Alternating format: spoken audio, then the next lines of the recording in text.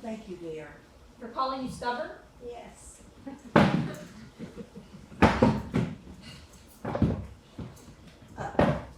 Is the tea ready? Don't worry, I won't oversteep it. Oh.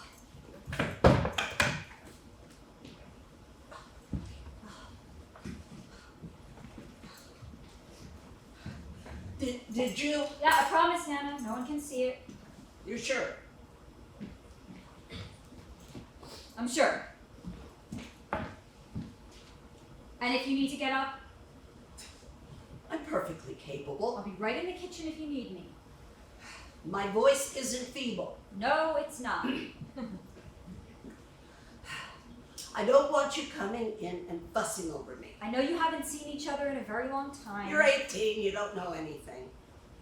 I'll get the tea. And the trefoils. I know.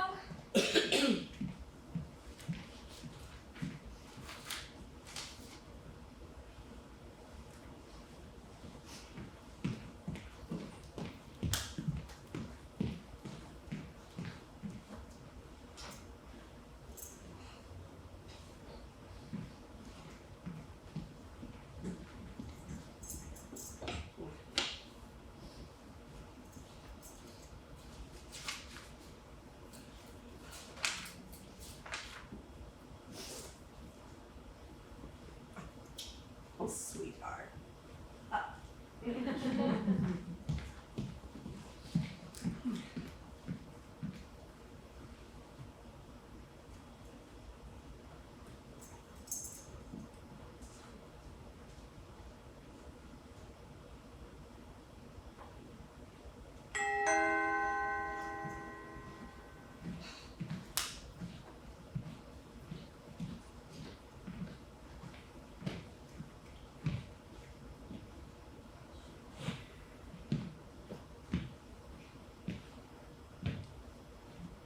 Earl. Cecilia.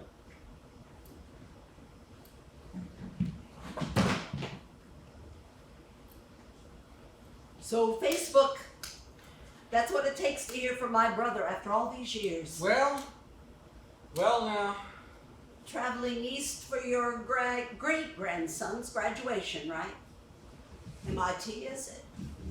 Not bad. No, not bad. Kids bought me a ticket. Wouldn't take no for an answer. I don't, leave home much now that, now, he's my oldest great-grand. First grade. First grade? How many have you got? Oh, I got, Willie's the oldest. Willie? Well, sure, William Lawrence. Just like his dad and his granddad. Right, I knew that. It just caught me by surprise. Named after. Of course, I knew that. I knew that. Oh, God, Willie. He was younger than Miranda is. And then your great-grandson, too, I suppose. Well, sure, 17. Enlisted same day as me. Only you were legal. Let's not. They should never have signed the consent forms. I have seen so many young men all over the world. So many. 17 is too young to be fighting wars. Whenever warfare was on the table, I always... Now, Willie would have found a way. Still. Easy drive down here from Boston, 3.5 hours, straight shot. Look at all these pictures. You didn't drive down here on your own. Oh, sure, gotta drive. Still drive the tractor too, though I let the young folks mostly do that. But when I get bored, if I stop working, I don't know what I'd do with myself. Especially since I'm sorry. I heard. going on more than a year now. Never morning when I'm not looking for him. I know. My husband, he died 16 years ago. I still reach out for him in the morning. Well, now, I'm sorry for your loss, too. You would have liked him. You would have enjoyed one another. I would have now. Now, how do you think? Maybe we wouldn't have gotten along. You mean because he was Chinese? Well, yes. I mean, being from different worlds and all, I mean, it is different. Well, but Abe, oh, he was kind and smart. Like you. Sure, but not a wise ass. No, he was kind like you. And he liked to piddle in the garage. Good at fixing things, was it? Oh, heavens no. Not talented at fixing things in the least. But he was tenacious. And he enjoyed it. Tinkering, learning some new thing. I can respect that. He was always helping somebody with something. Helping a friend build some shelves or garage or who knows. Like you. But he tended on the crooked, wobbly. He was good with people. And with you, I'm guessing. Oh yes, with me. Always. Always soothing me over. Helping me see the other side. I was the diplomat, but I'd have steam coming out of my ears. And red like in the comic strips. Remember how we loved those? Sure. But Abe, I couldn't have done it without him. I think you would have been great friends. I often thought that over the years. Did you now think that? I wish you'd gotten to meet him. I told him all about you. You did? I did. Sounds like a good husband for you, Cece. A good match. Facebook, huh? I can't believe Miranda saw you on Facebook. Well, since Lois passed, well, the kids are trying to keep me, connected. Give me some new hobbies. I don't need hobbies. I got stuff I like to do. Still making furniture? I used to tell Abe, if only Earl were here to show you. Oh no, not so much furniture these days. I've been making puzzles. 3-dimensional. I started making them, for Willie when he was just little. He loved those puzzles, and I enjoy making them. All the great-grands, they love them. Do they? Puzzles. I brought something for you. Here, hold on. Oh, you don't have to. Yeah, I brought it for you. I don't know if you have any little ones right now. No. Just Miranda. Well, I wasn't sure, but your granddaughter, she might when she. Well, let me give it to you for when she gives you some great grands. You can give it to them.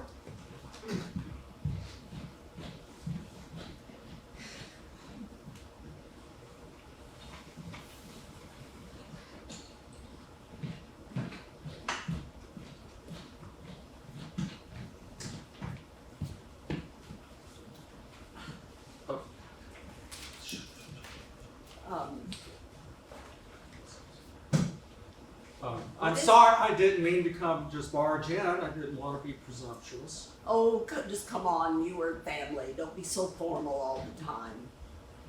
Well, here you go. Here you go. You got to see how it works. Here. See, you just separate out that part. Oh, sure. You do it. My hands, they aren't.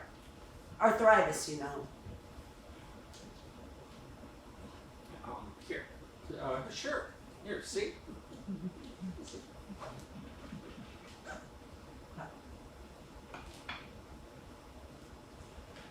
It's so clever. When did you do all this? Well, I can't spend all my time on Facebook, can I? No. Gotta keep moving. Body's not so young anymore.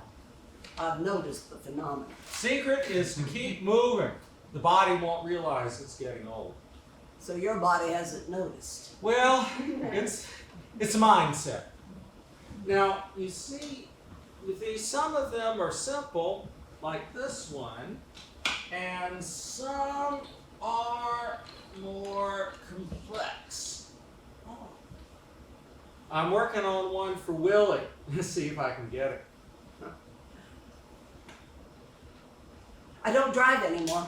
Ah, I'm sorry. I remember how you loved to drive. Ha! Yeah, I did. Oh, you did. It was mostly rebellion. You? Ha! I have a mind to take this car and drive back to Ohio rather than go back to that airport. Wouldn't let me bring my own suitcase on the plane even. I had to argue with them to hold on to my puzzles. I mean, the kids bought me a ticket. I probably wouldn't have come. You know, I'm used to doing those things with Lois, not just me. Sometimes you have to do things on your own. I think I will drive back to Ohio. That's a very long drive. Well, what else do I have on my calendar? Some more carving. We used to take the kids out to the Black Hills, Mount Rushmore, Grand Canyon, Utah, all the way to the Redwoods.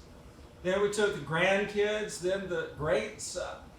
I might drive up to Niagara Falls. Lois and I went there on a honeymoon of sorts. Don't you have a return ticket for the airplane? And don't you have a rental car? You do have to return those. Remember when we were kids, we thought as soon as I'm an adult, I can do anything I want. Sure. Every kid thinks that. It ain't so, is it? No. Huh. With being old, with Lois gone, no reason not to do anything anymore, you know? Like, come see me? Cece, you always got to make a point.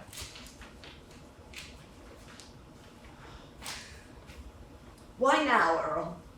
After all these years, not returning with one phone call, one letter, why now? Well, see, your granddaughter Miranda messaged me. My son bought me a ticket, and Willie's graduating, and they've got lots to do. It's just me, on my own. Gotta keep moving. So, seemed a good time. Could you hand me one of those cookies? Sure.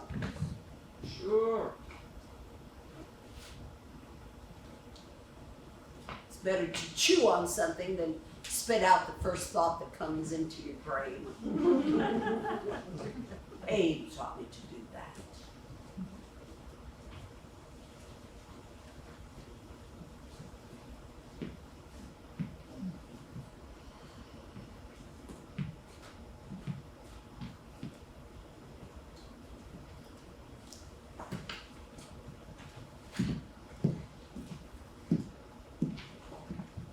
Stay away from him. He's mine. Are you talking to me? You know I'm talking to you. I'm not gonna stay away from him. He's my brother. I don't see how you two are related. Do you want me to explain it to you?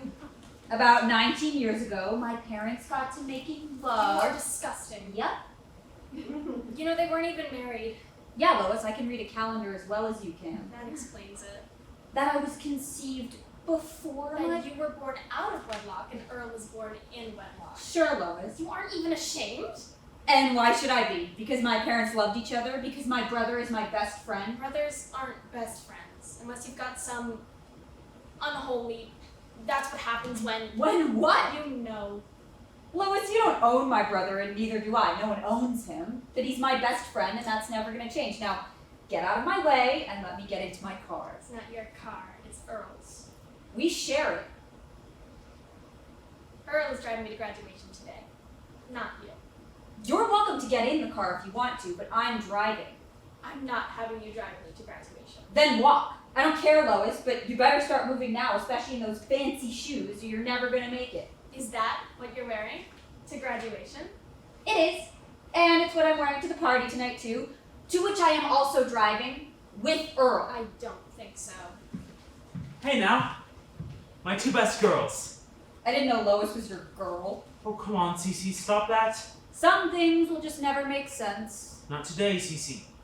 Please. I told your sister, I'm not sitting in the back seat to my own graduation. Oh, well, of course. You don't have to sit in the back seat. No. It's my turn to drive. Well, sure. I got the back seat. The others need a ride? Willie's gonna drive him up later in the truck. He should wait until he's old enough to get his license. Oh, don't be such a stick in the mud. Sure. You're right. So, Lois, sweetie, you getting in? I am not. Oh, did I do something wrong? You absolutely did. Oh, well, what would that be? Think about it, Earl. Did I not say... What did I say? Did I say something? You did indeed. Well, I'm sorry. Now, would you do me the pleasure of getting in the car? Yeah, we're gonna be late. They're not going to start without us. Not with her giving the valedictorian speech and all. No, probably not. But it's rude to be late. I really don't like to be late. Then tell her not to be delaying things. Me? You know what I'm talking about. This is unbelievable. Are you gonna get your high-class ass in the car or not? Because it's time to leave, and Earl hates to be late. I do hate to be late. I, on the other hand, couldn't give a rat's ass. Cece, do you have to use that language? You're right, Earl. That was lazy of me. Using ass twice in a row like that. Unattractive. Let me see. I'll see the devil in hell before I let this cement mixer give me the hi-hat. Cece, come on now. No, it's not necessary. No one's doing that. We're all just going to ride together. We're all friends here. Responsible, adults. That's what we are, aren't we? About to graduate high school, go off into the world. What's going on, girl? How long are you gonna date this lump of coal? Me. I'm a lump of... Look at you. You're wearing dungarees to high school graduation. Think you're so highfalutin because you're giving a valedictorian speech that you don't even have to dress proper? You're dressed like a hog farmer. Well, that's convenient because I am a hog farmer. Take it back. You're dressed like the hog. And you're just like a doily tablecloth. Now get in the car. Earl, I'm leaving in 1 minute with the two of you or without. Don't be hasty, Cece. And I think you look really nice, Lois. Really nice, beautiful, in fact. Thank you, Earl. You look very handsome. And you look very smart in those trousers, Cece. They are becoming on you. It's not proper to compliment your own sister, Earl. Oh, why not? People will talk. Oh, we don't want that people to talk. You are disgusting. Or think. That would be the very worst. Well, don't we all look so dressed up? I think it's okay to compliment a person, even if she is your sister. And I think you both look, well, lovely. Great, we all look wonderful. Let's go. I'm not going to ride as passenger with her driving. Oh, she's a fine driver. As good as me. Better, even, because I get distracted looking at you. Your charm won't work this time, Earl. I want to drive up to graduation as a proper couple. Me in the passenger seat, and my fiancé driving. Fiance? That's right. Earl. Oh, well, I was going to tell you. When? Soon. After graduation. You've got to be kidding me. Earl, you're gonna marry this twit? Now, Celie, you know Lois and I have been dating for some time now. And you can't possibly. Watch what you say. She's... I'm warning you, watch what Fine. Cece, seeing as it's important to Lois, which I didn't know, but now I do, and that you are important to me, maybe I could drive us over to graduation? This is what you want. This is what I want. Even if I, as your sister and your best friend, am telling you, from the bottom of my heart and every fabric of my soul... This is what I want. Can I please drive? Okay, Earl, that's what you... If you want to drive, then you can drive. It is. Thank you. I need to get a drink of water and then we can get going. I bet you do. I do.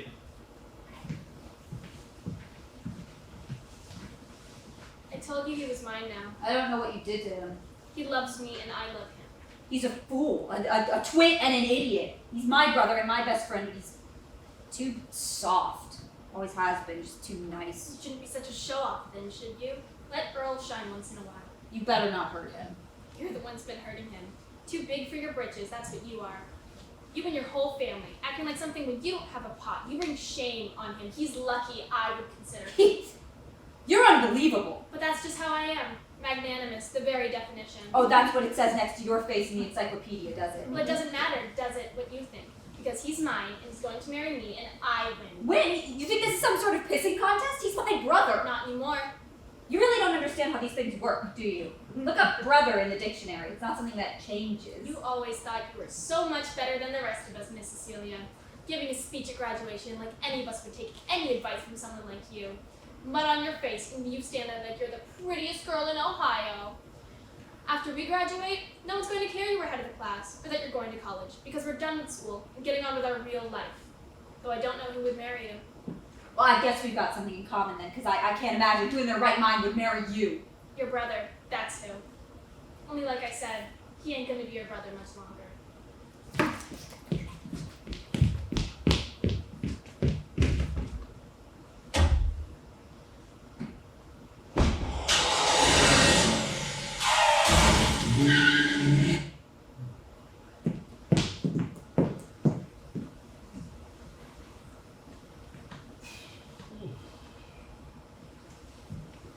You've been a lot of places. Well, that's what diplomats do. I see. First, you're in Japan for a few years, then over in Bolivia, then Poland, then back at state for a while, then back abroad, climbing the ladder, one rung at a time. That's, is that where you are? Where you were? Oh, we were lots of places. It was lots of years. Abe loved it.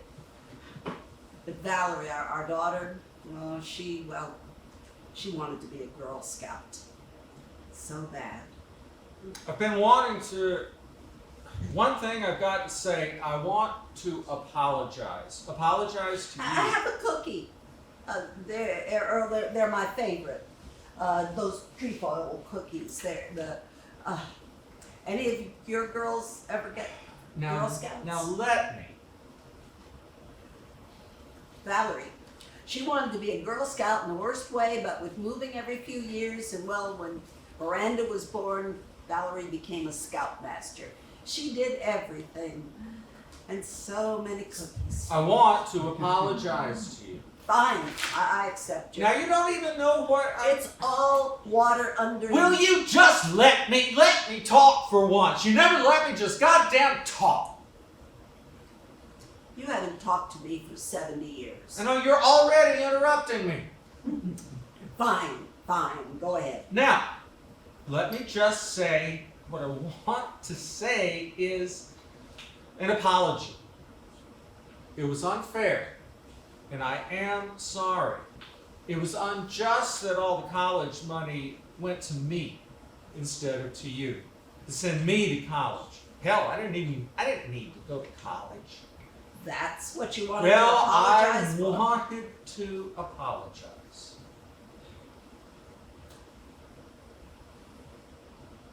I have long since forgiven you for that. And Dad, and Mom. The way I made peace with it is I figured if we'd all been boys, only the oldest would have gotten the money. And that would have been you. And how would that have been fair? Only the oldest. No, that wouldn't have been fair. It should have been the smartest. It's just the way it was. And the smartest would have been you. Oldest, smartest, the favorite, the boys, our family, not some family with less than us. Well, we didn't have very much. Was it fair that all you boys went to war and risked your lives and all us girls stayed home where it was safe? We didn't have to go to war. But you did go to war. Yeah, well, they let me fly after I scraped up enough money and got my pilot's license. Flying was pretty amazing. I loved knowing you were up there flying in the same sky as me. Well, I heard you were flying. The whole town was talking about it. Cece went and joined the Wasps. I wanted to do my part. You wanted to make a scene. Sure, why not? Pretty exhilarating up there in the sky. But I wasn't getting shot at. I wasn't risking my life. Sure you were. Oh, not in combat like you.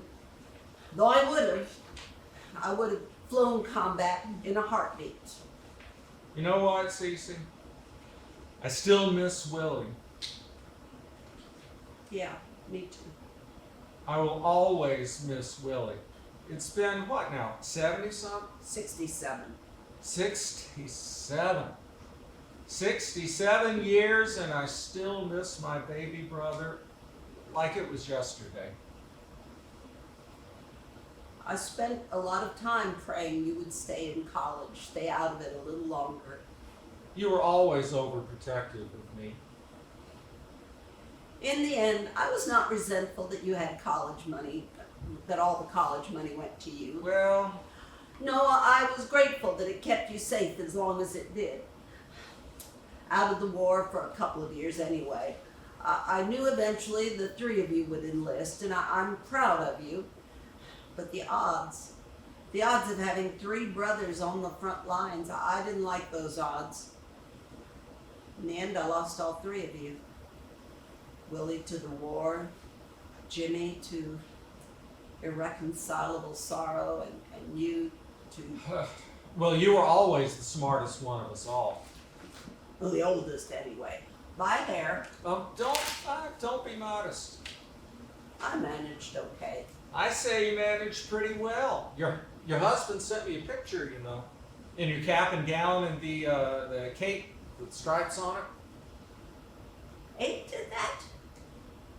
When did he? Well, that was just like him. Of course it was. Of course he did. That was Abe. PhD. Oh boy, I was so proud of you.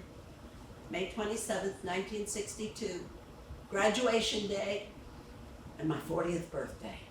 I meant to send you a card. I bought one. She wouldn't let you send me a card. She's my wife, Cece. I know, but a card? She was a good wife. I still have it. You do. What are you going to do with that? You've been holding on to that card for decades. Well, it just don't say anything. It's a hallmark. It says, "Congratulations, graduate."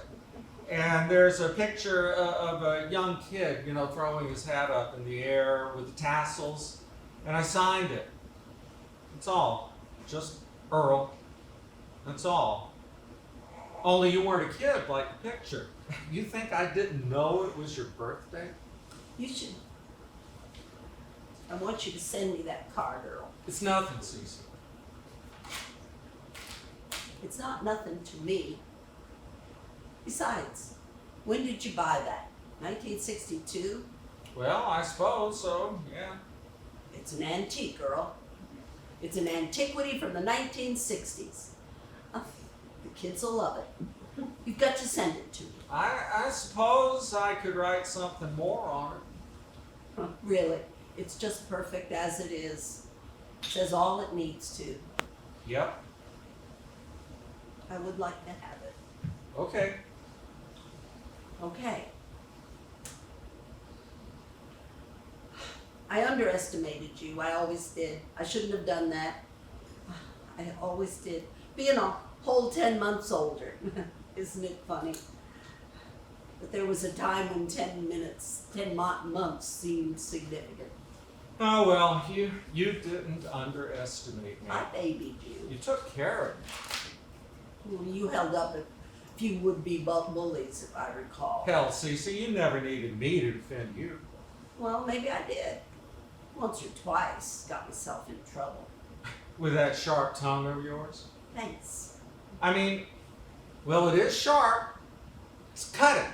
But you knew how to make a point. That's why you were so intimidating.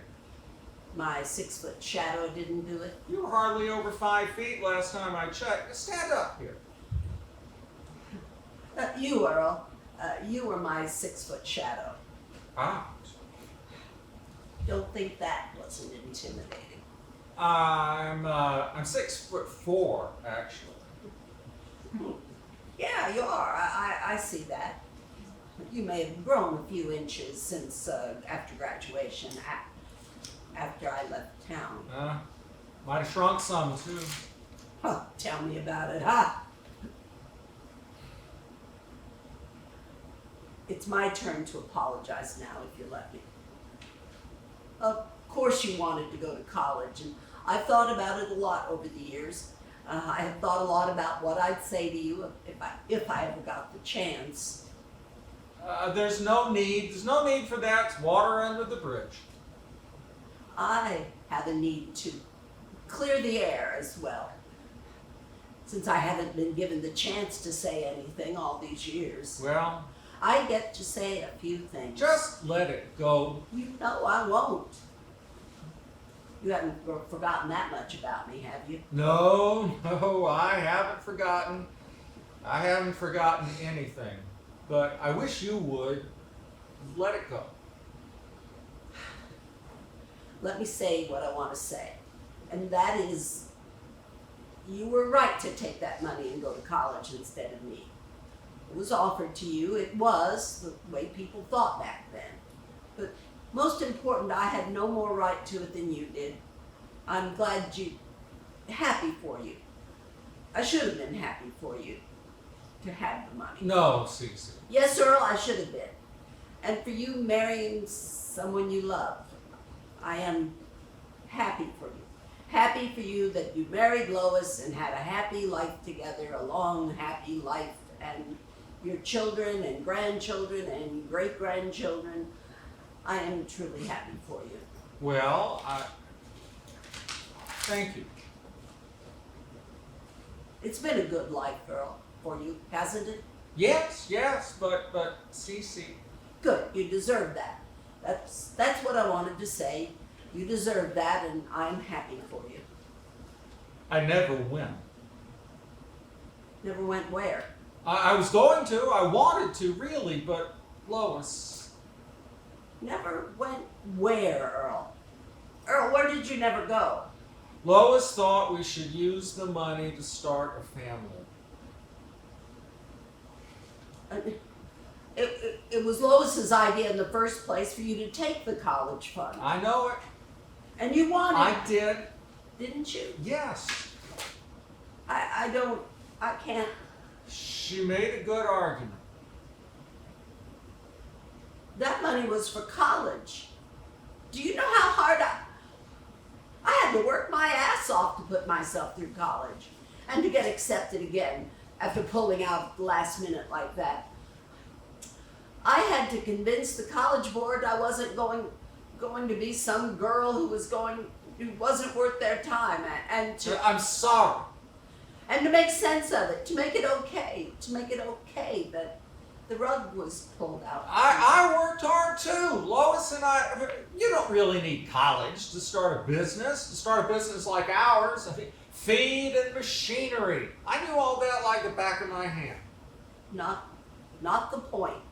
We've been very successful. I spent so many years getting my head around making it okay, justifying and... But my children, well, they've all done all right. My daughter, Janie, she went to law school. Only girl in her class, just like you. I didn't go to law school. Big-time lawyer back home. She's retired now, but... PhD in psychology, not law school. Not foreign relations. Not the Air Force, although I could fly with the best of them. Better. I wanted to be a spy, you know that? Psychology.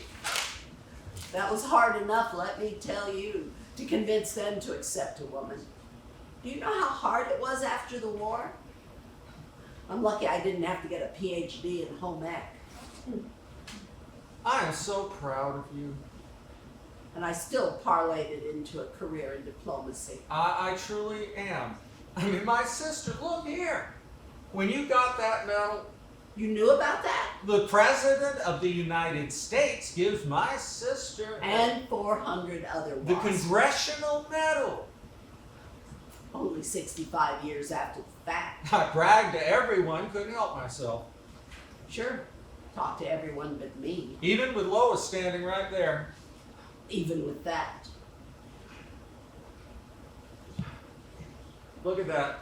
And there you are in your uniform in 1944. So long ago. How is that possible? Fantastic. Unbelievable. I'm sorry. I truly am. I know you worked hard. You had to work extra hard. I did. Good thing I lived so long so you and the president could acknowledge it. Well, I never had any doubt you would succeed, and you have. Travel all over the world, standing there. I mean, look, pictures of you with all these world leaders and doing amazing things. My sister, always out in front. I still have great admiration for you. I always held that in my heart. Why didn't you ever call me?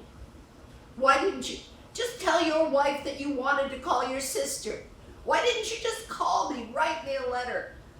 We were like twins. We were. I missed having you in my life so much. I figured you were mad. Sure, I was mad, but I would have gotten over it in a second. I have gotten over it. I just wanted my brother back. Lois and I, we were getting married. I know that. You were against it. We could have tolerated each other, I suppose. I would have. Outspokenly against. I wouldn't have let Lois get between us. She's my wife, Cece. I would have been willing to take the back seat, Earl. I would have been willing to always take the back seat when it came to you. I just wanted to be in the car.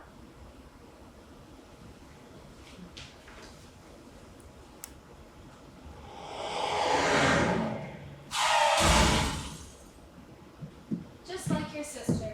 To make such a big deal about being valedictorian and being late for her touted up speech. I'm sure if Cece isn't here, there's a good reason. She thinks she's too good for us, that's the reason. Wearing those overalls to give a graduation speech, it's insulting. She'll be wearing her gown over them, just like you and I. I just don't see how they could let her, of all people. Lois? She makes my skin crawl. Lois! What is it? She's my sister!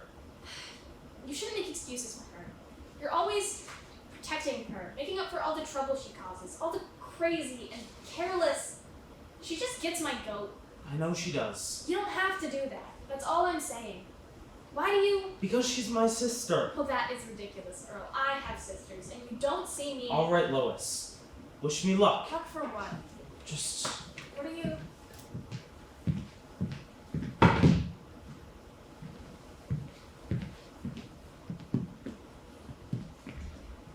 Hello? Good morning to the class of 1941. As you know, my sister was meant to be up here, giving this speech, and I believe she had some things to say. I know she did, because she's my sister. And I hope she didn't, crash herself in some ditch somewhere, but she's not here. And she shared with me some things she wanted to say, so. My sister believes the world can be a better place than it is.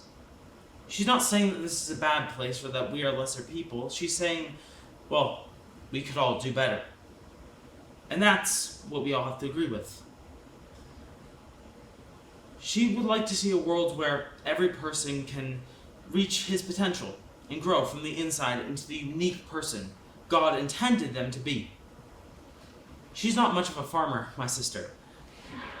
But for those of us that are, it's like each plant, growing as it's inclined to, having all its needs to prosper and to bloom, no matter what that bloom may look like, or how long it takes, as long as it allows all the other plants in the garden to grow too, into whatever flower or fruit or leaf it's going to be.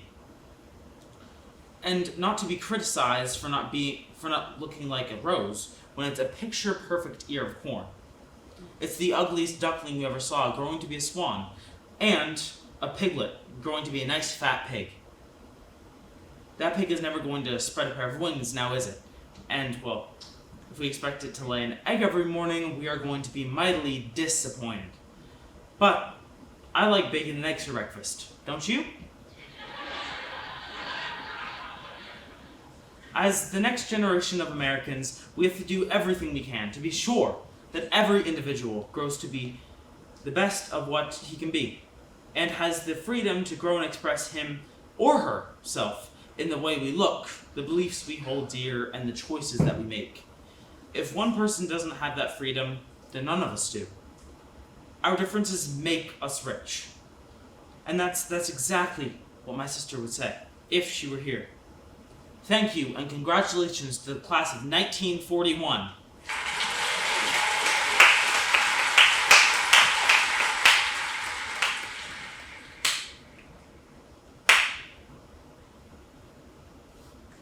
You did not mention fascism or Europe even once. I did.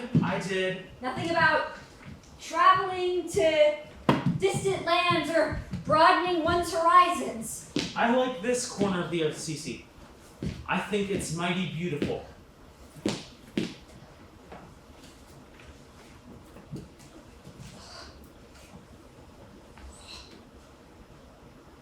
You nailed that last bit, though. You practiced it on me enough times.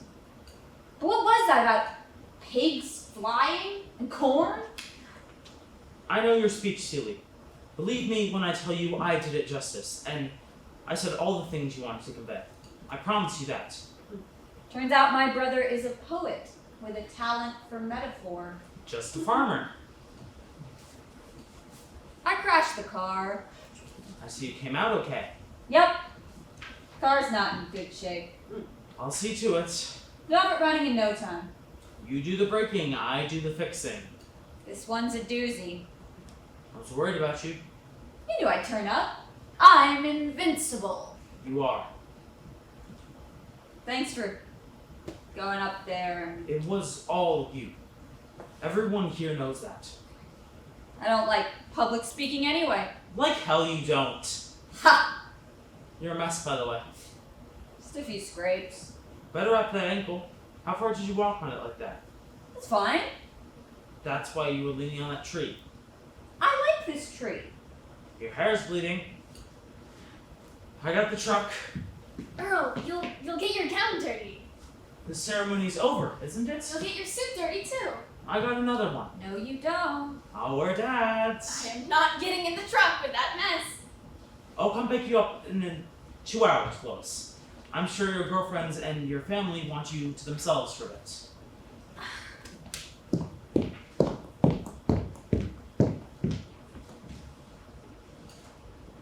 I know you're not going to marry that witless wonder. Just shut your mouth for once, will you, Cece? Sure, I will. But I know you're not going. Shut!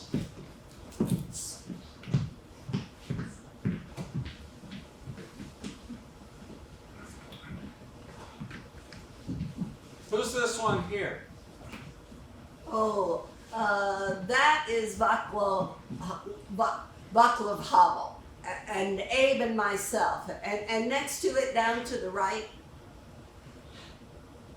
Miranda arranged them all, artistically, not by chronology or geography. Artists. There, in front of you, that's us with the Emperor and Empress of Japan in Kyoto during the Cherry Blossom Festival. Those were lovely years in Japan. So peaceful. Boring. Actually. But lovely, Valerie was born there. Oh, where's the picture? We learned Japanese together. But none of the diplomats would speak to me. Well, here's you shouting at someone. Oh, that was a commencement speech. I wasn't shouting. I'm sure it was great. Miranda, she gathered all these old photos, and Abe and I, we collected so many things. Ceramics and paintings, artifacts. This tea table is from Turkey. And those two wall hangings, oh no, over there.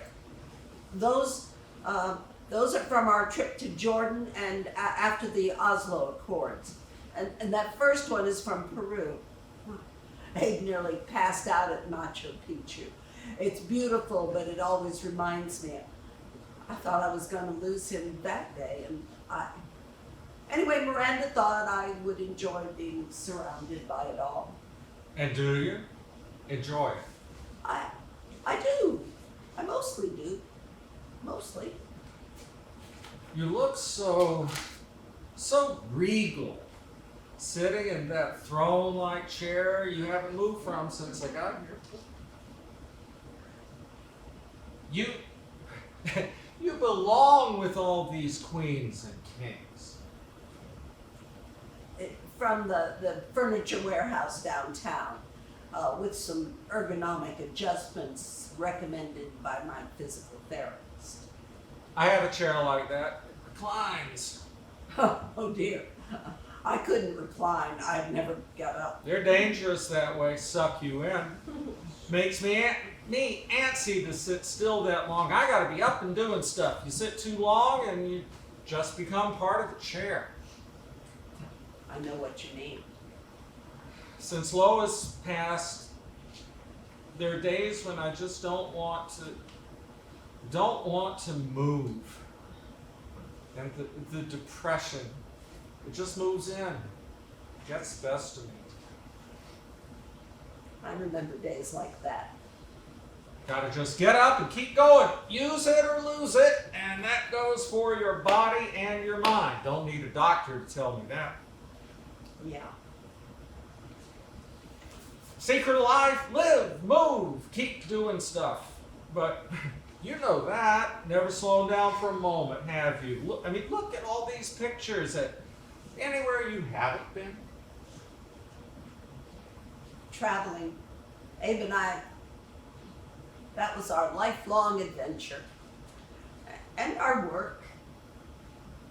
I opened doors, forged new paths. He made friends. Very best of times. Very best. You miss him. Like it was yesterday that we were setting off on our next big. You never stop missing them, do you?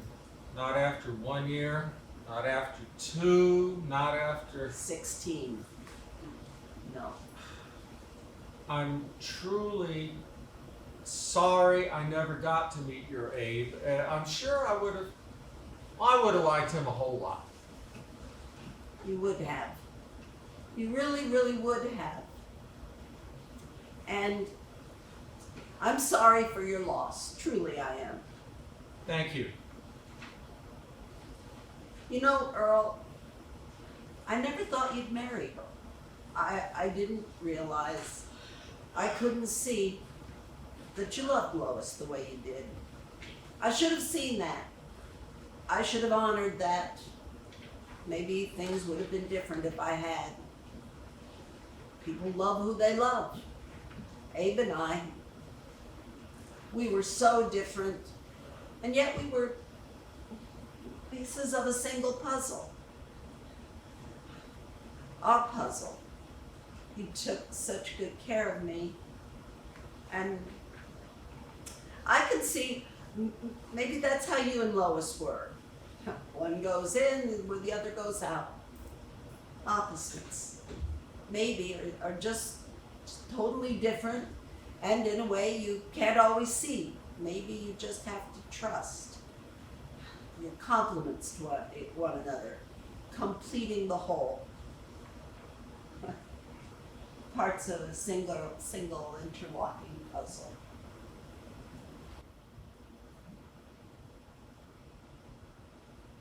I saw you in the ditch.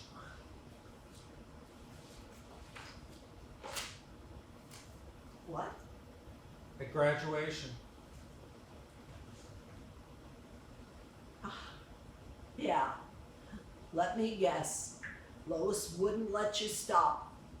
I figured that one out long ago, Earl. That you must have seen me in the ditch. How could you miss seeing the car?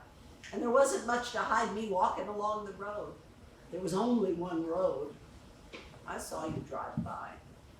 Lois was busy talking, fixing her hair in the mirror, angry at you for taking the car, and you splattered mud on her dress, you know. But she was happy.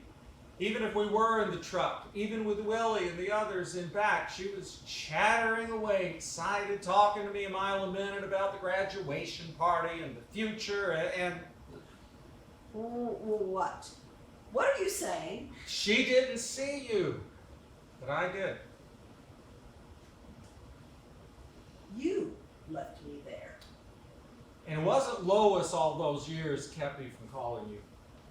I don't understand. She didn't like you, but she was okay with you. She'd won. We had a family, Lawrence, then Janie. I wasn't going to choose you over her. She knew. Well, then why? Why, Earl? I sent you all those letters. I called. I asked Jimmy. I know. You got the letters. I did. And Jimmy? Jimmy lived with us for a spell after he got home, and then, well, he was in and out. He said Lois absolutely wouldn't allow. It was me. Don't cover for her. I forgive her. I do. She's gone now anyway, and I'm sorry. I'm sorry for your loss. I am. Truly, I am. I sent flowers. Did you get them? It was me, Cece, not Lois. Jimmy lied. I asked him to lie. But why, Earl? You're my brother. More than my brother. My twin, my almost twin. We were like two peas in a pod. We were never that, Cece. What do you mean? We even dressed like twins. When we were little, hell, I wore all your old clothes whenever I could get away with it. I was wearing my trousers that very day. You were just trying to provoke everyone. I loved those trousers. It wasn't right for a girl. Come on. For graduation, I mean, and you giving the valedictorian speech and all, too. It was provoking. So I wanted to provoke a little. So what? They needed a little provocation. You thought you were better. Well, maybe I was better. Everyone there was so provincial, so sure they were right about everything, and that their ways were above question. Can you imagine if the world were still like that? Well, it is still like that in some parts, for some people. Some of us like it, Cece. Some of us. So, my own brother, who I loved more than anything in the world, left me in a ditch. To what? Die? Because I wanted more. What? Because I wanted more for myself, and that podunk farm town was going to allow me to be. Because I wanted to wear trousers. Hasn't spoken to me for 70 years. My brother, who was like my twin right up to the It moment. wasn't. Because I wanted to be the one to go to college. You did go to college. Well, damn right I did. I wanted you to go, not me. I wanted you to have the money. I did. I felt bad about that. I shouldn't have taken that money. I didn't want it, but I needed it to start our business, our family. It wasn't college, but it was our start in life. It was our need, our hopes and dreams, as much as college was yours.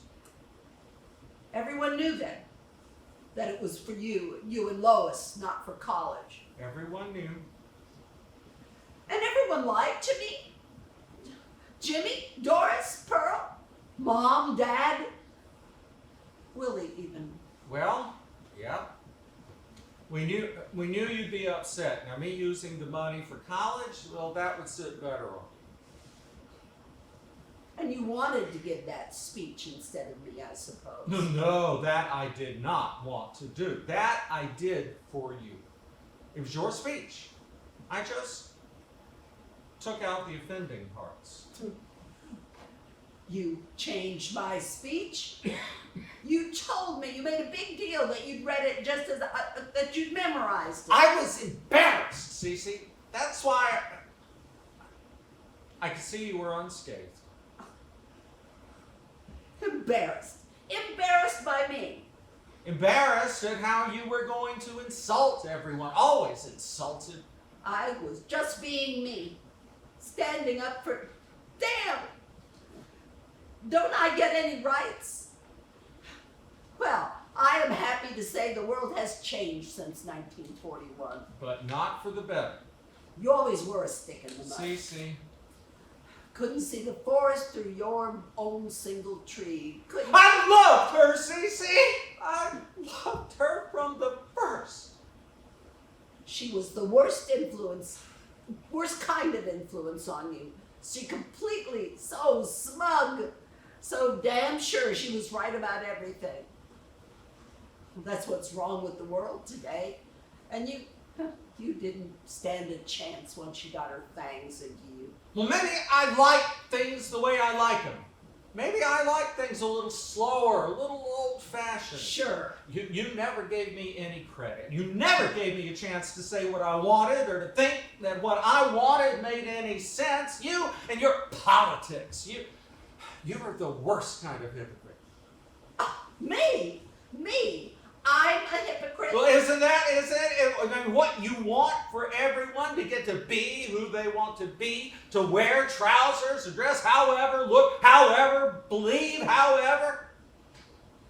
Yeah, Earl, that's the gist of it. Then how come you don't value who I am, what I believe, what I want in life, how I want to live, how I see the world? You overshadowed me, Cece. You always did. And not just because you were 10 months older and better at everything. I had to fight for every single I know you did. I wasn't better at everything. No, not everything. Every single thing I had to fight for it. It's a good thing I am a fighter. And no one should have ever held you back. I hated that, the way people wanted to hold you back. You know what? I thank those people, every single one of them. They gave fire to my anger, steel to my dreams. Besides, I had you at my side. I thought I didn't need anyone else. I was on your side. I was. I loved being your twin. I can't, how could you? All this time, I thought I was the wasp and you were the butterfly. Butterfly? It's a metaphor. I know what a metaphor is. Because wasps sting, and wasps, they hurt butterflies. They eat them for breakfast.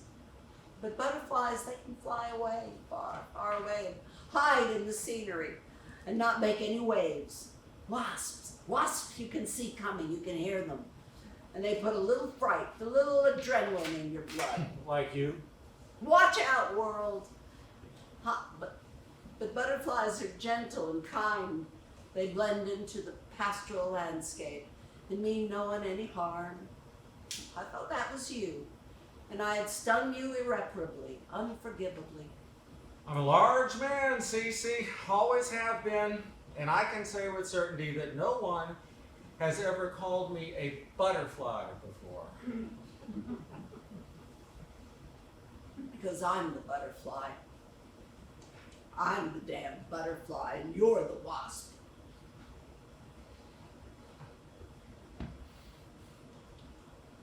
I'm sorry. Truly. Come now, everyone knows you're the wasp. It's right there on the wall, isn't it? Getting a medal from President Obama for your wartime service flying planes. Women Air Force service pilots. Wasps. That was... Why don't you come up to the graduation tomorrow? You could meet Willie and Lawrence and Janie, my grandkids, even some of the little ones. A bunch of them are going to be there. I don't think so. You always loved a good drive. Earl, It's only 2 hours. 2 hours. I can't. It was a long time ago, Cece. It didn't have to be like this. Why don't you come? Make up for lost time. I play bridge tomorrow. I have a doctor's appointment. My granddaughter. Well, bring Miranda. We'll have a family reunion. I don't. She looks like you. Like I remember you. Spitting image. Oh, I take that as a great compliment. I got room for the both of you in the rental. Well, what do you say? Forget all this old baggage. Earl. Come meet my family. Water under the bridge, right? I'll let you drive. I can't drive, remember? Sure you can. Just like Willie didn't need a license to drive at 14. I don't think so. I see. I've got appointments. You don't have to make excuses.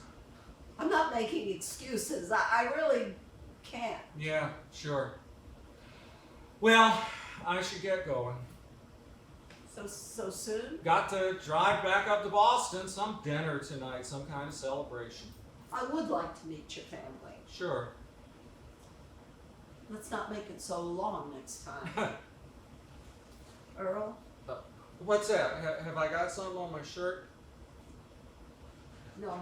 I'm sorry, I'm a little clumsy. I spill stuff on my shirt sometimes. I mean, Lois always used to. You want a cookie or something? No. Sorry. You want something, you're perfectly capable of getting it yourself. Of course, you always hated when I tried to do something for you. Damn right. I didn't mean to be patronizing. No, you're not. You're a perfectly capable individual. Always have been. Well, don't judge a book by its cover. Ain't that the truth? Well, I came here to say what I said. I'm sorry for everything I did. Earl. And I'm proud to call you my sister. Earl. I knew you'd land on your feet, and I'm sure glad you did. You got a beautiful family, and well, I see your life's been rich and adventurous. All you always wanted it to be. Earl. I've overstayed my welcome. No, Earl. I hope you can No. forgive me. Well, I'll be going. come again soon. Now you come on out to Ohio. Sure. It's not such a bad place. It made the two of us. No, it's not that. Well, I know it's not your cup of tea. Earl. Now you take care of yourself, okay, Cece? Do you want a cookie? No. No, thank you. Oh. Bye now. Earl. Yes? You take care of yourself, okay? Yep. I wish I could come meet your family. No, I get it. No, you don't. Now I'll let myself out. Don't get up now. Earl. Take care of yourself, Cece. You too. Miranda! What is it? What's Oh, get my walker. Faster. Open the door. Run after him. take it easy. Faster. I'll be fine. Just go. Go stop him. Earl.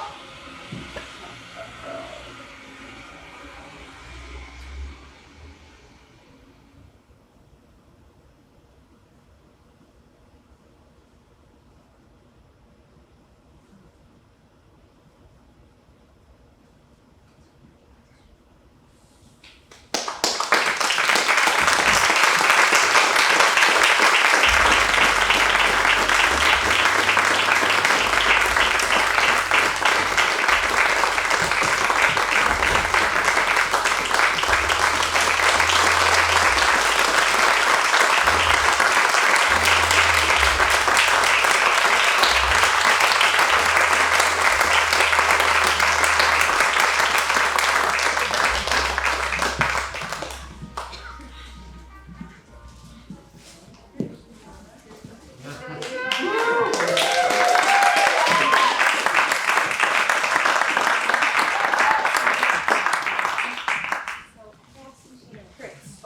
Yes. Thank you all so much for being here for the second play in our series. And so now we're gonna have a audience discussion. But first, I want to thank all these guys so much. They worked so hard. This was just we rehearsed just this week, and yeah. But so thank you. So yeah, before we start, I want to thank all of them. This is Jeannie Beckwith, Brett Cox, Connor Trombley, Grace Bruley, and Darren Feldman. And I also really want to thank stage managed, and Tim, who's up there running all of the live stream and the cameras and lights. And also Colby, who's also running things up there, and Tom Dunn, who did the lighting, although he's not here tonight. And also, I just really want to thank Spotlight Vermont and Jen and Tim Barden for sponsoring all of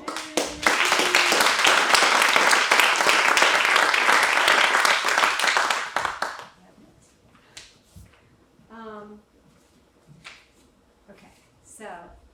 As some of you know, this is the second in a 4-part series of plays. Some of you were here for the first one, but they all stand alone and they're all part of the series.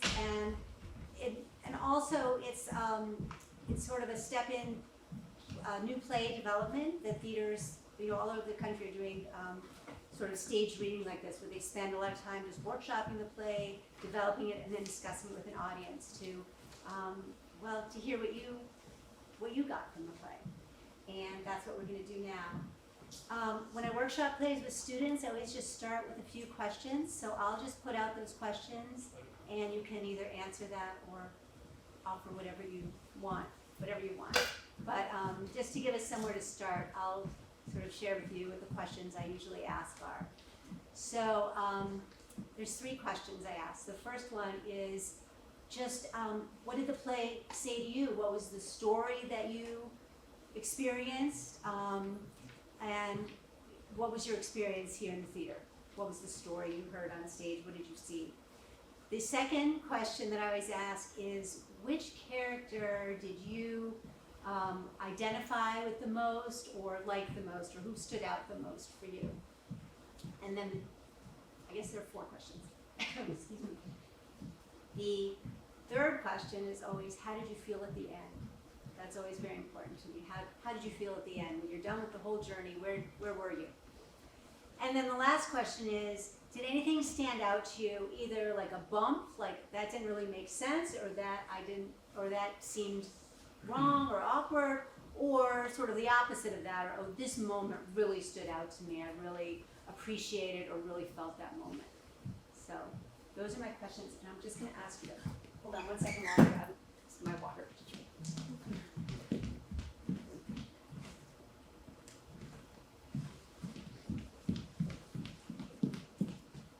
Okay, it's all you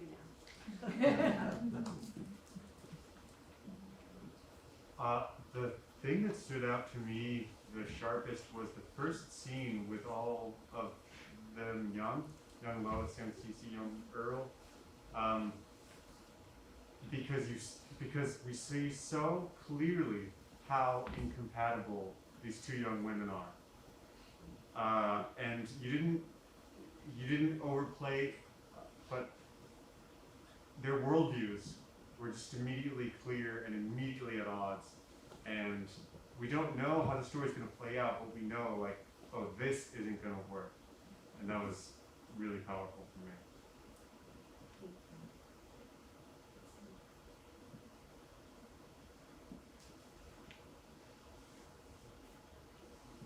So I got out of the play. It's sort of ironic that my sister texted me during playing. Sorry to admit that.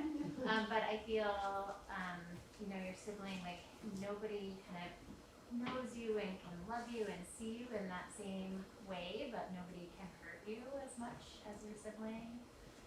So so that was a lot of the sort of like bigger part of the story. I appreciated the larger connection I felt with the play making about the sort of political divides that can happen in families. That certainly like resonates for our moment, and the sort of, I think like the way that that kind of relates to geography and the sort of like ruralism that maybe I think Ohio, right, is where the family is from.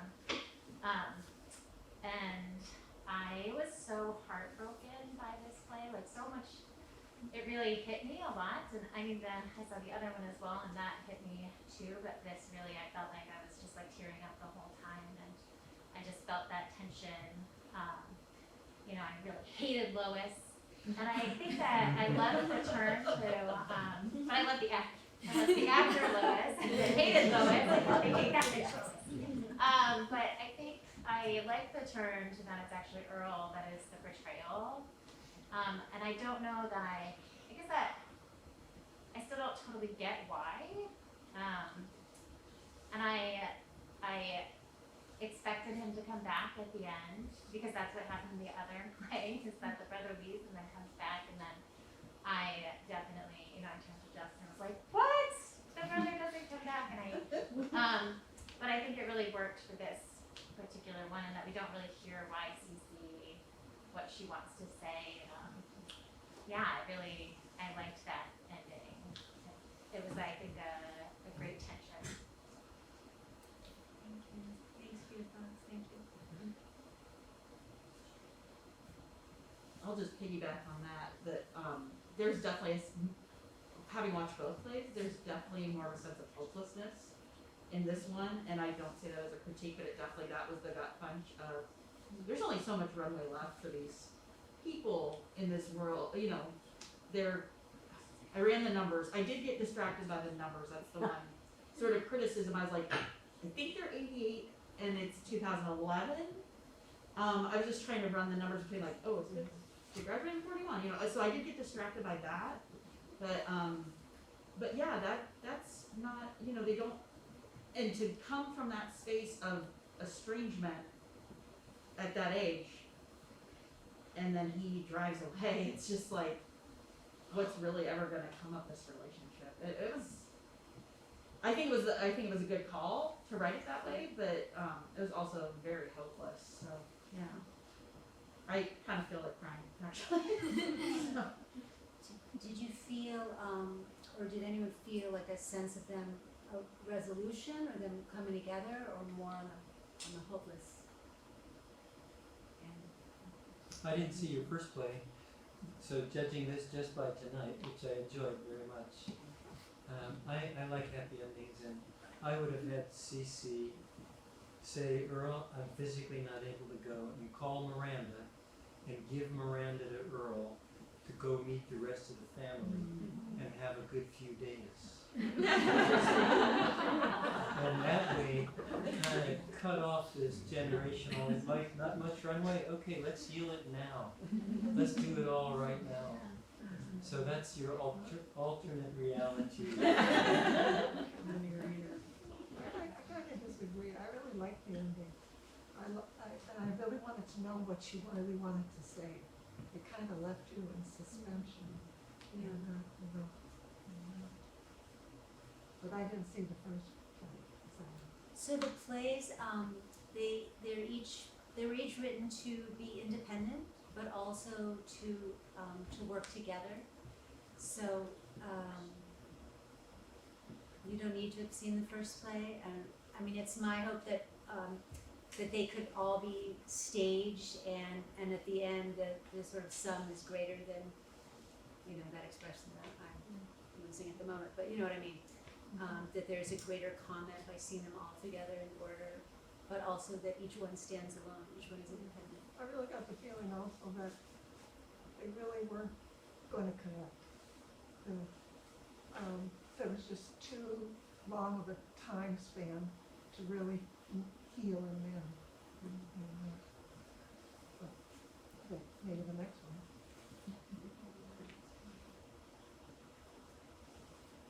Yeah, what a wonderful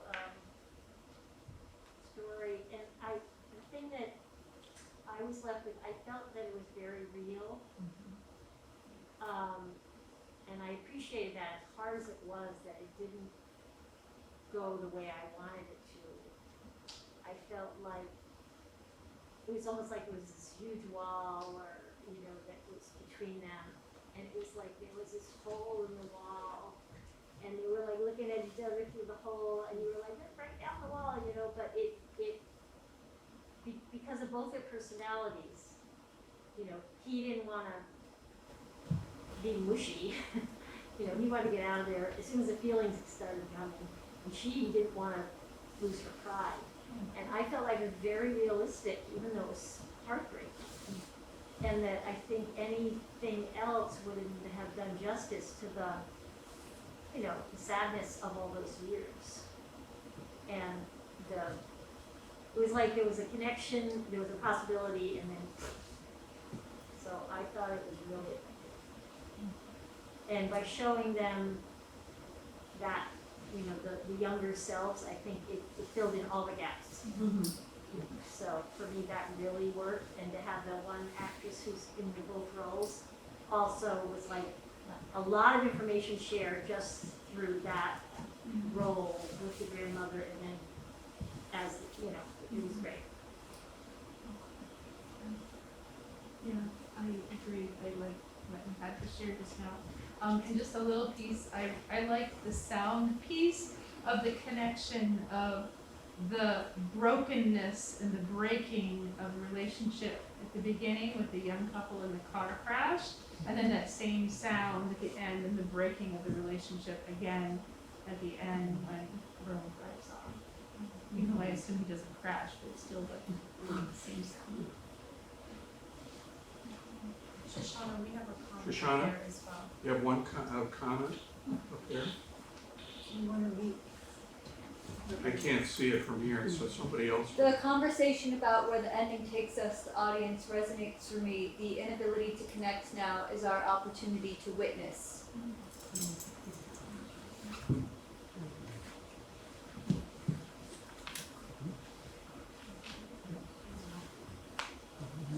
There's a question over there. I appreciated the way it was written. I got some of the historical aspects out of it in relation to the way the characters had to react to things. After the war, the character made something out of herself. I remember my mother and other people complaining that the men came back. They took the world back. And I agree with the ending of it, because after 70 years, in real life, it seems that things are just starting. There wasn't an ending, because perhaps if there was another scene, it would have been going towards that resolution between people. But I thought it was well done. So you thought there was hope for them? Yes, I saw that possibility. Something that I thought was really interesting, and I'm not sure quite what to do with it, is the suggestion that actually their relationship wasn't quite what Cece thought it was. That she keeps saying, we were twins, and he keeps saying, actually, no. And she keeps saying, I loved wearing your trousers, and he's like, yeah, now it was really embarrassing. And so this sense that, like, I'm not quite sure what they're reconciling, because her notion of their relationship when they were young and his notion were different, and I guess I would love to explore that more. And then it's okay that things just get left on, like, I'm not sure there was a bow to tie on it. You're not sure what? There was a bow to tie on it. Like, the happy ending would have to go into that difference in their experience of youth and their relationship. That was a really interesting piece to throw in, and then it wasn't easy when they were young, as easy as she thought. I'd like to echo that, yeah. But there was seemingly like a question that was mentioned over here about why Earl chose to keep contact away from his sister, or refrain from contact with his sister. And I think like leaning into the fact that there might have been more truth in what Lois was claiming than we all wanted to believe. might have helped answer that question, perhaps.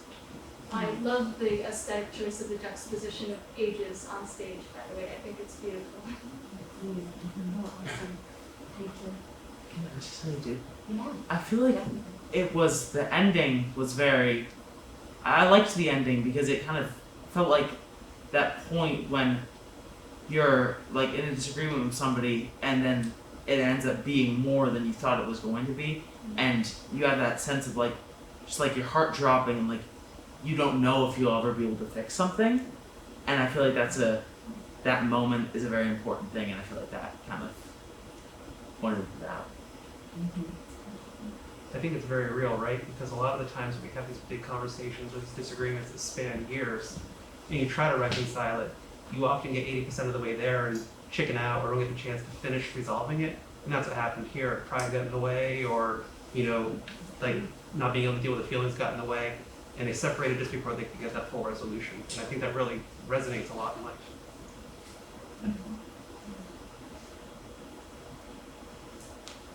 I think he dumped a lot on her in this conversation that they had.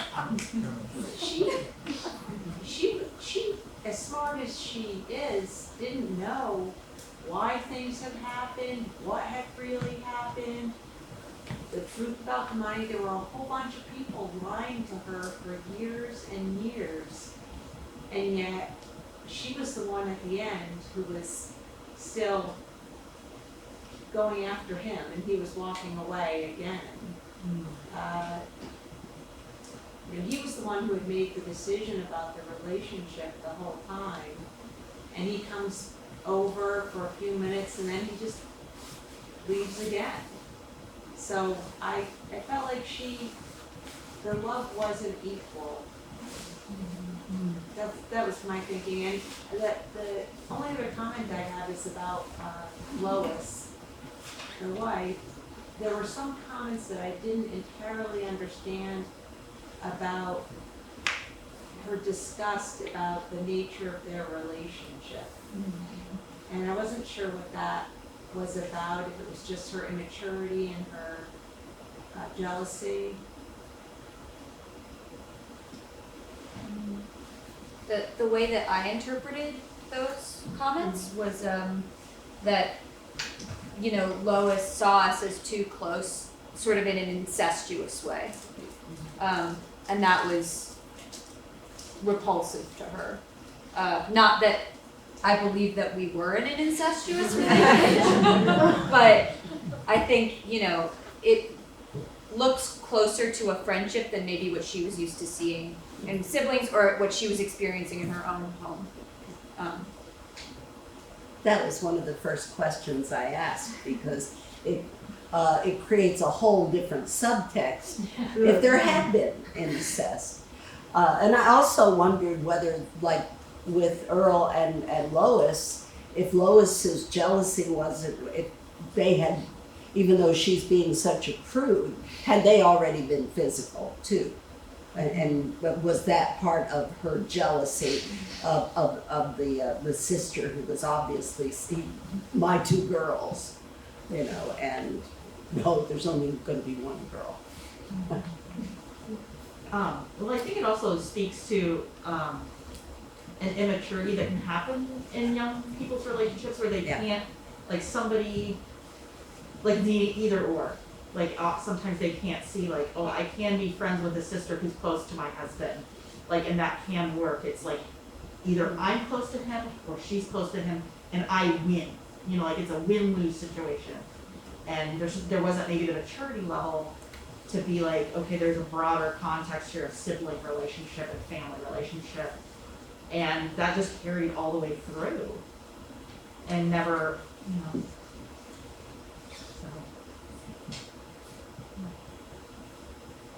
There's a couple hands back here. Go ahead. Thanks, Shoshannah. I really enjoyed it again. I feel just some impressions. With that, so many years as a gap, we were able to hear a little bit about what was missed, but not more. And I think there's an opportunity to explore what they may have missed in each other's lives a little bit more. And there, connected to that is I felt there was some repetition, and maybe that would be places. I would have to see it again to really, know, because I can't remember if it's the repetition from the younger to the older that we're hearing again, or it's the same. There's places that it felt repetitious, is that what you mean? Yes, yeah. And then I felt that maybe that's an opportunity to explore what had been missed by not being together in their lives. And I think you have this in the script, and it's hard to do when we have a couple of rehearsals to do, but that the tension of wanting to say something, both the older brother and sister both wanting to say something to each other, but not being able to do that. But I think it's there, but it would have been great if you could have been able to see each other a little bit more. Just like Have Another Cookie was a really good example, right? Mm-hmm. So she couldn't say what she really wanted, and I think for the brother, there are times for that as well. So that tension building.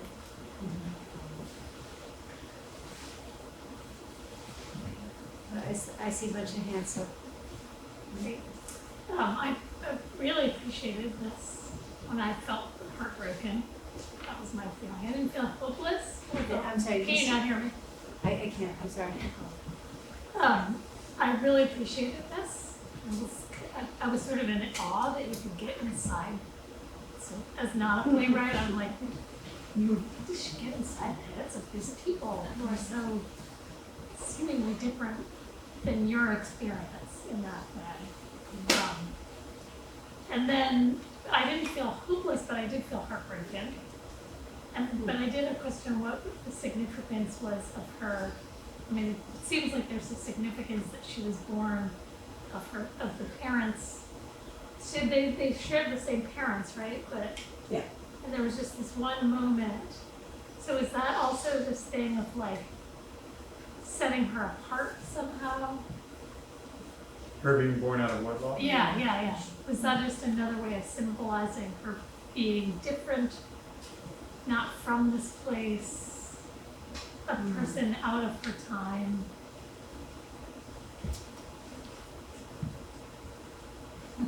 You're not gonna do you know? I mean, in a way, she she doesn't fit in this where she grew up. She doesn't fit in. Yeah. And really, her only ally is her brother, and presumably her other brothers that died in the war. Yeah. One who died and one who died not long after. You read for me as a great first shame that is a thing that concretely other people are going to say, like, she needs to be ashamed about, and immediately she's like, no, like, and yes, I can also wear these pants, and yes, I can fly a plane. It was the first in a long line of other people trying to tell her what she can do and what she should feel.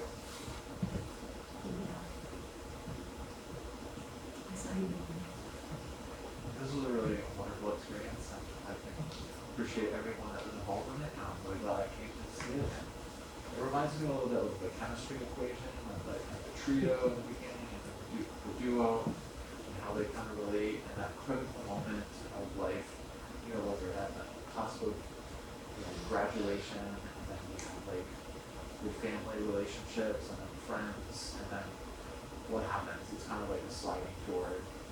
I'm sort of feeling like, wow, everyone's kind of pulled in different directions, and then it plays out in a different way. Kind of like a chemistry equation.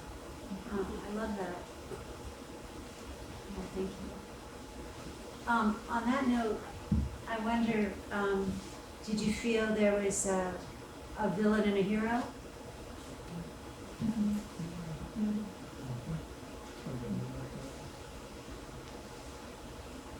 Anyone want to say anything more about it? I think there's winners and losers, and the reaction of the characters involved, of, not being forthcoming, those gentle pauses between, where you've been so many years, those types of things. And I think that you got out the most in that.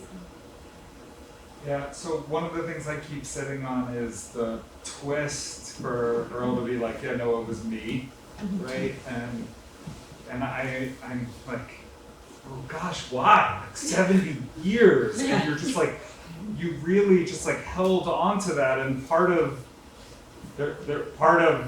him becomes a villain to me for doing that, I guess, and to like scheme and plot and like make everyone lie to her, and so that he can like get his business. And there's, I really appreciate the moment where he's like, you don't really appreciate, you say everyone should be able to be who they are, but like, what about me?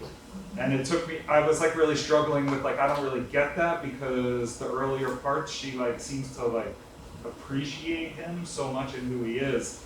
But then seeing the tension between the two women really starts to like make a little bit more sense. I don't know. It's like at that moment, it complicates the villain piece a little bit for me, I think. When you find out that it was him. Yeah, that it was him, and it was all kind of like his choice the whole time to isolate himself from his sister, who obviously loved him so much. But when it was Lois doing it, he was less of a villain. I don't think so. I don't know. It I'm just asking them what you said. Yeah, maybe he's still a villain, but it like explains it in a way that wasn't as expected. And I was like, wow, why do you have all this resentment towards her? You have the resentment towards her. That's really interesting. I know one thing I thought about Earl was that why should we believe him now? I mean, he's participated in a lie since he was 18 years old. And that's the one thing I had to keep thinking is when you're 18 years old, you do stupid things and you spend the rest of your life wishing you hadn't, but maybe trying to fix it a bit. But I wasn't sure I believed him now. I think Lois just died, and he did love her. He did love her. They had all these kids, and so I'm not sure. She's lying because she's not letting him know. She's too proud to just tell him she can't get out of that chair on her own, and she doesn't want him to know that. And that's been, her. I thought that I had a hard time not crying every time we came to the end of this play. It's interesting because when you look at the adult, right, he definitely does seem villainous by keeping that all along. But when you look at the younger version, he was caught between two opposite worlds, like two women who expected very different things of him, and he tried really, really hard to like make the peace. He tried to find that balance very much and realized that he couldn't. And so when you can't, then maybe you lie trying to keep that peace. So wrong approach, good intentions. Is it a villain? Right or wrong? It's very difficult to judge. Yeah, and I feel like as an actor going through it, obviously right when I saw the script, I went right to where my role was, and I read just the young at first, and I had only known the young until I saw, and I feel like at the beginning I was looking at him as like a mediator, and as like a middle ground between these two people, and I feel like I really understand his situation. While he might have not made the best decisions, and while he didn't do the right thing, obviously, I really started to understand I really started to understand him and why he was doing these things, even if they weren't good. And I feel like that's a big thing, that even if somebody's doing something bad, you have to realize that might not always be their intention. Their intention might be to do something completely different. I think for me the tragedy of this piece was how inevitable the split was. And because I don't think, you know, heroes and villains don't necessarily exist in a clear-cut way in real life. And I think like a lot of the things that we heard of Earl tonight were potentially villainous acts. But also I think it looking at the sibling relationship, like a split felt inevitable.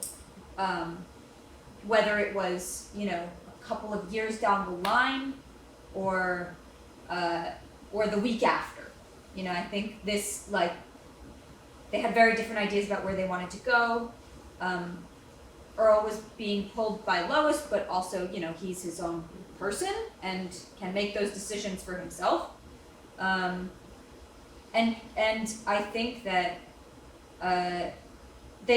he was also taking care of himself. You know, there's a line in the piece about how he felt so overshadowed by her. And if he felt that overshadowed by his own sibling, then, you know, maybe he needed to not speak to her for his own sake and his own life. And that's unfortunate that he didn't communicate that, but it doesn't seem like the kind of thing that one might have communicated at that point. But it, you know, it happens that way. As you're talking, I was thinking that he was attracted to Lois because Lois was saying everything that he was actually thinking that he wouldn't say to his own sister. So she was just his verbal, you know. Yeah, and I noticed even when he was talking, he would always jump to Lois's defense, and he rarely would defend Cece when Lois was saying something rude to her, because I feel like he agreed he agreed with Lois and what she was saying. So another thing I really appreciated is the complexity of all of these characters. Right, we're debating this, you know, and that's a real testament to the writing. And it's really great fun also for the audience and for the actors. And you know, I think, Shannon, I was just adding to, you know, what you had said in the beginning is with siblings and family, it's the hardest. It's the most, you know, it's probably the most extreme on both ends, on good and bad. And again, you're touching upon those sore points and, you know, keeping a lie in the family, the complexity of both Cece being born in that time and not being able to going past the barriers that were given to her as a woman, and then for the brother not being appreciated for the role that you know, the person that he wanted to be. So that complexity I appreciate. I was thinking about who's the villain, and it feels more to me like who's the coward and who's brave. And I think, and on top of that, who's the rebel? And I think those roles kind of, you know, they kind of, you don't really, they shift around, because it's like Cece's brave and rebellious, definitely rebellious when she's young, and very brave to do all the things she did. And Mary, a person of not her race, you know, all the things. I actually have relatives like that in my family from that era, and I was like, oh my God, that story is so true. But Earl, I think, is really, his way of rebelling, I think, is to take the coward's way out. And so he had to get away from her. The nuance of all this is that he did it in an underhanded, he chickened out of the whole relationship rather than fess up. And I think the sadness is he kind of comes to get it off his chest, so he won't say, well, if my sister dies, I don't want to not have said this stuff to her. But as soon as he makes his confession twice, I took the money and I'm sorry. Oh, actually, I didn't spend it on college and I'm sorry. If anything was repeated a lot to me, it was I'm sorry. There was a lot of I'm sorries, and I'm just wondering, is there another way they can say those things? But, so all that complexity, I think, is what makes it so strong. Thank you. I just wanted to pick up on what you had said about the break felt inevitable, and I feel like that resonates for me in like a larger way, and how siblings breaks are inevitable at some level, because you leave the family, and I don't think culturally we have a lot of like scripts and narratives that sort of deal with how heartbreaking that sort of inevitable break is, and that when kids leave the family, we talk about how the parents are affected and the sort of empty nest syndrome, but I think that there's also that feeling that siblings have, and that's a sort of, I don't know, like existential thing that really resonates for me. So I appreciate your insight on that feeling of that inevitability. That they all separate, the siblings all separate. Yeah, I mean, and obviously, right, I think that we do talk about like the significance of sibling relationships, but that there is an inevitable break as we move into adulthood, and that like if you have a sibling, that's one of your most fundamental social relationships that you must, or at least culturally we're encouraged to move on from, and replace that closeness with a partner or work. And I don't think that we talk about that a lot and how that affects us. So I appreciate I think that this deals with that, this whole series. Thank you. I see. Okay. Reflecting just when watching something like this, I think about my own family and kind of, do I have something that relates directly? And I really don't, but there's a couple situations where there's a spouse who doesn't get along with the family, right? Like, so say the lowest figure. But the brother is still allowed to go see the siblings, but just without the spouse, right? And to me, that in this story, it really implicates Earl in making a choice, and that he really didn't maybe try at all to say, like, I know you don't necessarily want to be with my family or my sister, you can stay home, I'm gonna go visit for, her birthday or whatever. It really implicates him in having made that decision, now that I sit and reflect on kind of the different ways of dealing with those sibling and spouse dynamics in my own family. But the other thing I wanted to point out is this undercurrent of money, and it got touched on a little bit, but the role of money in family relationships, and who gets money and why, and what they're supposed to do with it, and who gets left out. And that's a very common topic that in our culture we don't really touch on either. So. Thank Oh, you. you were going to say something. Yeah. I was No, we gonna- just have a couple more. Okay, go ahead.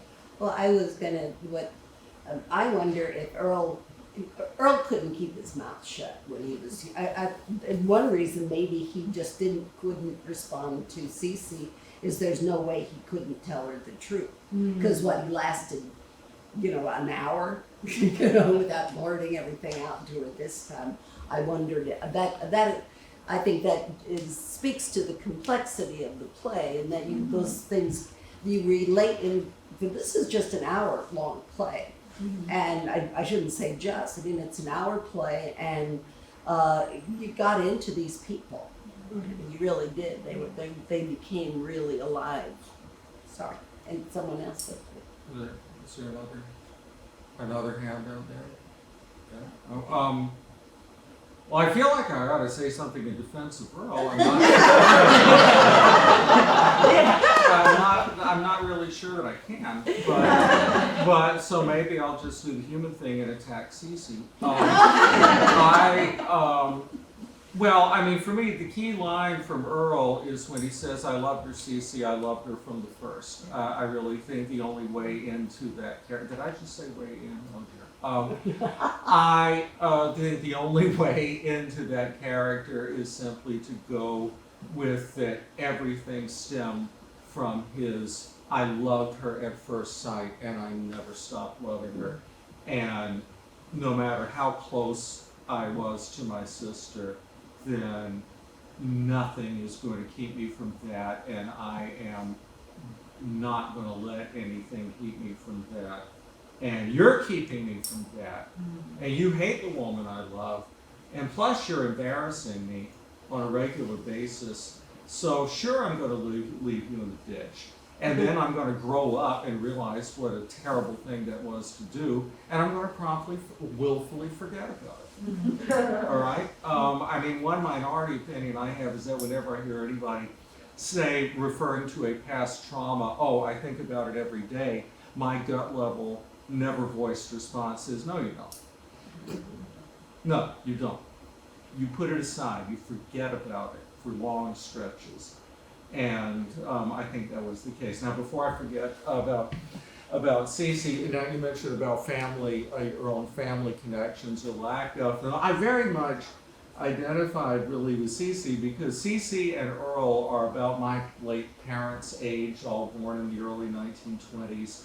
And late in her life, my mother had the same kind of mobility issues that Cece did, and was equally proud and equally just bitterly resentful and embarrassed about it, and hated having to use a walker, and that did not keep her from being publicly seen in a wheelchair in order to attend the commencement ceremony when I finished graduate school. So when Cece says, "I can't make that drive again," my silent response is, "Sure you can. You just won't." So, you know, and I think that's maybe, even without knowing about it, that's what, you know, Earl is just that there's that turning point at the end. "Come see my family." "Well, I can't." "All right, fine." Again, going back to, I loved her from the first, and we had this beautiful, beautiful family. If you ever do want to put a Hallmark ending on it, it's occurred to me during the discussion that, going what somebody said about getting Miranda involved in it, is that just if I was imagining what happens after your play is over, and as a writer myself, I'm always annoyed when people do that. It's done, you know, I wrote it. But it is simply, Miranda clearly is going to see how distraught Cece is, so she's going to get in touch with Earl. She got them together in the first place. Yeah, and tell him what's really going on. Yeah. And then if Earl, then we see whether Earl is a villain, as to whether or not he turns around and comes back, or whether he continues to say, "I loved her from the first." You know, see it.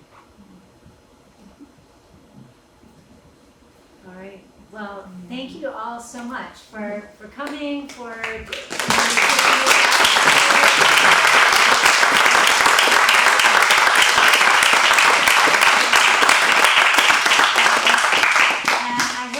join us for the next show, which is April 30th is the first sister trip, and the final show is May 21st.